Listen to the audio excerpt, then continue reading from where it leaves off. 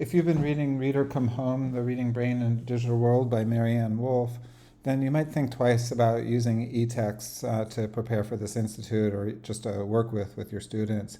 And she actually refers to this study by, as she says, the Norwegian scholar Anne Mankin on the cognitive affective differences between print and screen reading, in which the students, one group of students read on paper, the other read on a Kindle.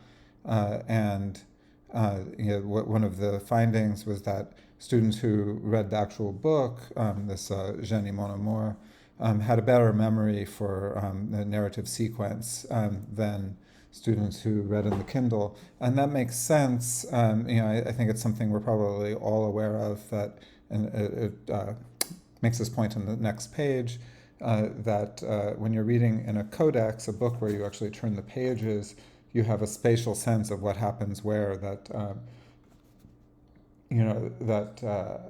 is conducive to a better memory. And actually, when I was thinking about this video, I actually had a good sense of where I was going to find this passage again in Reader Come Home, because I'm reading it in paper. And of course, I was also able to identify it using my annotations, my pen and ink annotations, which I'm sure has a cognitive support. Just like making these annotations probably increases my retention and my comprehension of the text. So that said, e-texts have their own affordances, and that's something that we can think about during the institute. Like, how can we work with e-text in such a way that it supports better outcomes, despite the deficiencies of e-text relative to pen and ink, paper. And one of the affordances of e-text is the ability to share them and to collaborate with them in a way that we can't with books or with printouts. The way that we can do that for the seminar is using a collaborative annotation program called Hypothesis. So I'm going to start over here on the program, the program link on our website on goodreaderhcommons.org. And the first text that we have listed on this program is Arthur Appleby's study, really sort of the first and last of its kind, a chronological history of English education with a focus on literature instruction from 1974, Tradition and Reform in the Teaching of English, a History.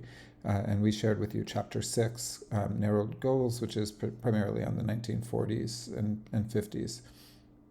So I already have it open, so I'll go to the tab in a second, but what I would suggest that you do if you want to use the collaborative annotation is to open it within your web browser. Of course, you can also download it. You can print it out if you so choose. Okay, so here it is in the web browser, and you can see I've got some annotations going on.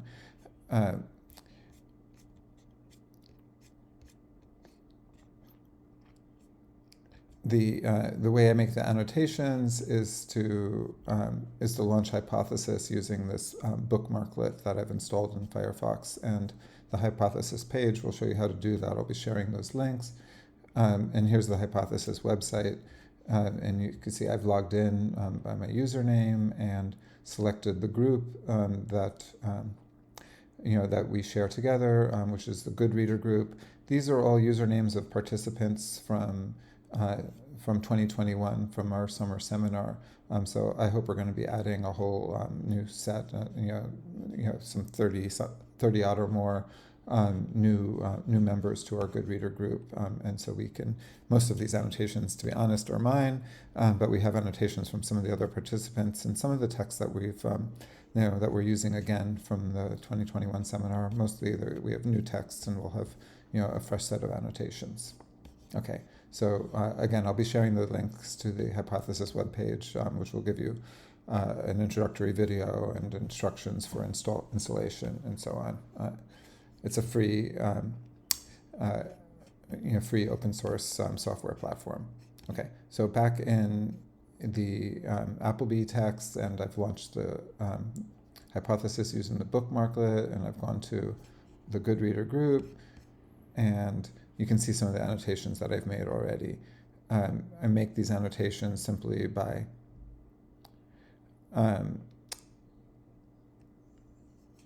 highlighting the text, and you can either highlight.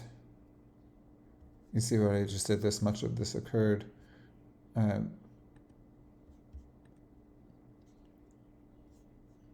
You can either highlight and you can say, you can have it so it posts only to yourself.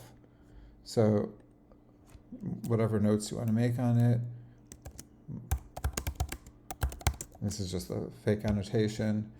And that way, like, you're the only one who's going to see it since it's just posted to yourself. Is that right? It looks weird. Okay, I'm not going to worry about that right now. And sorry, I make all these videos, and sometimes I screw up, and it's just too much work to keep re-recording them. So we're just going to work with it.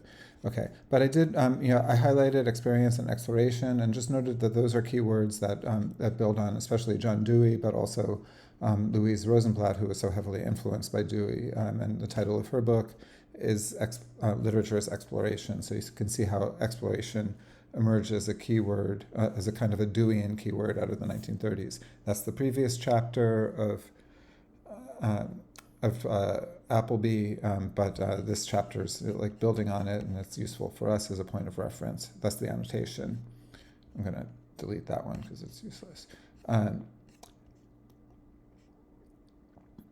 And I also highlighted the problem of adjusting to demands in an adult world. What he's talking about in this chapter with narrowing goals is the kind of turn from a broader view, and the Deweyan view of progressive education, to, in this case, one of the ways that it was narrowed is moving from the broader social needs of the student to the problems of adjusting to the demands of the adult world. And he's going to be talking about that later in the chapter, but that's the life adjustment movement.